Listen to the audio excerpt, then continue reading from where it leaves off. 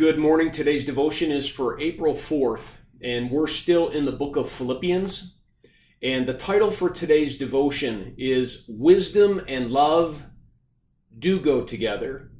And so the verse is Philippians chapter 1, verses 9 through 11. Paul writes, "And this is my prayer, that your love may abound more and more in knowledge and depth of insight, so that you may be able to discern what is best and may be pure and blameless until the day of Christ, filled with the fruit of righteousness that comes through Jesus Christ, to the glory and praise of God." And I think the first question that we might ask is, what in the world do love and knowledge and wisdom have to do with each other? I mean, I'm certain that each and every one of us can point out some pretty smart people in our lives that maybe aren't so loving or compassionate. They don't seem to have to go together. Especially when you talk about the philosophy and talk about the ideas of thought and knowledge and wisdom and what it is we know and trying to get the truth and those kinds of things. And so we can oftentimes think about those things very abstractly. You might even say that love or any kind of emotion would cloud the issue and actually make it so we can't get to a right decision.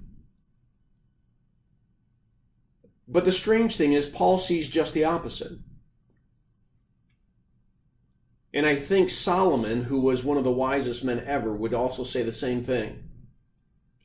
He prays that your love may abound more and more in knowledge and depth of insight. What God is saying is they do go together.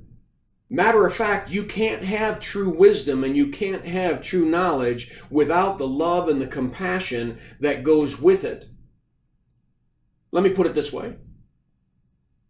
If God's omniscient and omnipotent, then he's obviously the most powerful being in the whole universe, and he is the smartest and the wisest of all.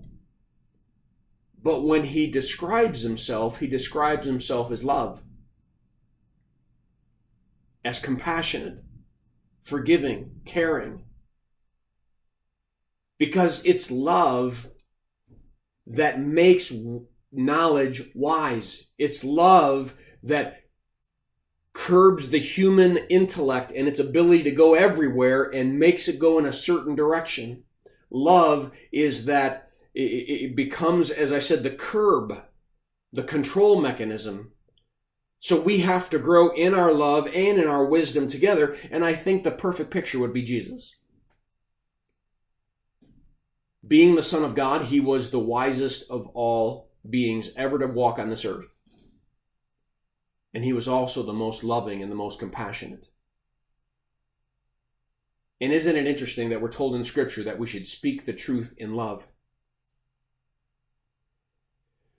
Well, my friends, think about it. As you think about knowledge and insight and what you know and the power in knowing all of those things, you can distort it all if love isn't wrapped around all that truth and all that knowledge and all that wisdom.